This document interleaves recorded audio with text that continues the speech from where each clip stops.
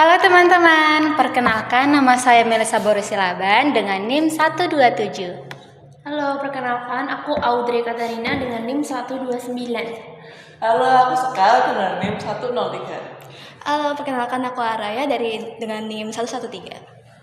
Di sini kelompok kami ingin membahas tentang bagaimana refleksi kami mengenai UTS dan kami bertujuan untuk melengkapi tugas ujian tengah semester kami. Nah, ketika kami mewawancarai Romo Kendar, kami memiliki refleksi yang sangat mendalam. Saya pribadi dari saya bukan asli Jogja, tapi ketika saya sampai di Jogja, saya tinggal 2 minggu di Biara dan saya banyak belajar dari Biara tersebut karena di Biara tersebut saya diajari bagaimana cara melestarikan lingkungan, mulai dari membuat ekoenzim, memilah plastik, dan lain sebagainya. Saya senang karena dari pengalaman tersebut saya bisa mengaplikasikannya ketika saya sudah tidak tinggal di Biara lagi. Begitu dari saya. Kalau dari aku sendiri, sebetulnya aku adalah orang Jogja dan kalau boleh jujur memang saya agak merasa kalau Jogja itu sekarang kotor, banyak sampah di mana-mana semenjak banyaknya peraturan tentang cara buang sampah, jadwal buang sampah dan lain sebagainya. Kemudian dari laporan wawancara kita kemarin, saya mendapatkan informasi kalau dari Romo Kendar itu sudah banyak memberikan nasihat dan motivasi pada para jemaat di gereja supaya mereka bisa mulai mengelola sampahnya sendiri gitu. Jadi tidak hanya dari gereja saja tapi sudah langsung kepada umat dan keluarga masing-masing gitu. Nah, dari itu juga saya punya refleksi kalau saya harus mulai mengolah sampah saya sendiri. Belakangan ini saya juga sudah memulai untuk peduli pada sampah, terutama sampah sisa dari rumah tangga. Saya mengumpulkan sayur-sayuran, kemudian sampah buah, sampah makanan sisa untuk dijadikan sebagai pupuk kompos. Dan walaupun masih dalam skala kecil, tapi saya rasa perubahan ini bisa membantu pengelolaan sampah di Yogyakarta. Dan saya harap juga untuk teman-teman dan warga di Yogyakarta mungkin bisa mulai untuk lebih peduli pada sampahnya supaya kita bisa menjaga lingkungan Yogyakarta bebas dari sampah. Itu refleksi dari saya.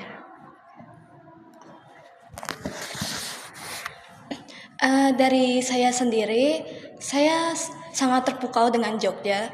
Sebagai warga luar Jogja, saya berasal dari sebuah tempat di mana sampah itu sangat-sangat menumpuk sekali. Dan ketika melihat banyak pergerakan dari masyarakat sekitar, terutama dari gereja, dari RT, RW, masyarakat semacamnya, saya sangat terpukau bagaimana cara mereka memilah sampah dan menggunakannya kembali. Saya juga banyak belajar bagaimana cara menyimpan sampah yang masih bisa terpakai, juga membuat sebuah kompos dari sisa sampah makanan gitu. Dari saya mungkin segitu saja.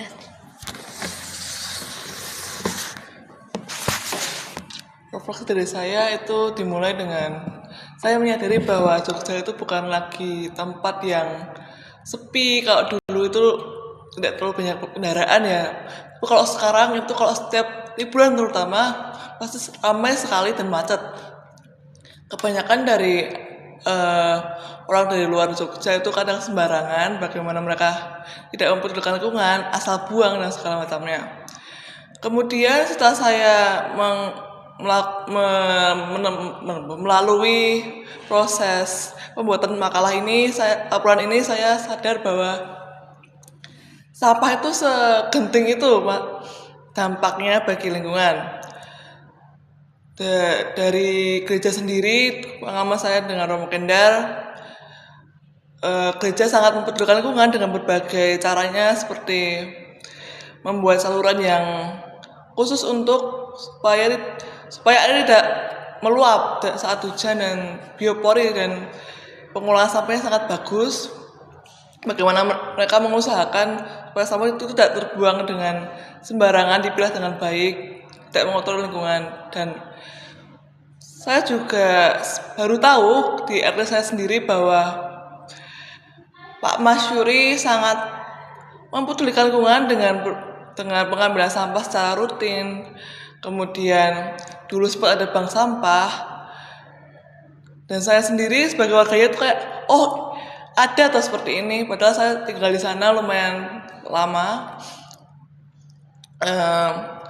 Bagaimana anak-anak muda juga coba diajak, walaupun belum sepenuhnya berhasil karena mereka juga sibuk dengan pendidikan dan pekerjaannya di awal-awal seperti itu. Kemudian untuk kegiatan saya sehari-hari di lingkungan rumah tangga, ibu saya membiasakan sebisa mungkin kalau bawa sesuatu tuh pakai wadah sendiri, tidak menggunakan plastik. Jadi kalau sudah habis ya disimpan lagi, dicuci, dan memanfaatkan botol-botol itu sebagai pot supaya tidak dibuang sia-sia atau dibakar, malah mengotori udara sekitar. Saya rasa itu vlog dari saya. Terima kasih.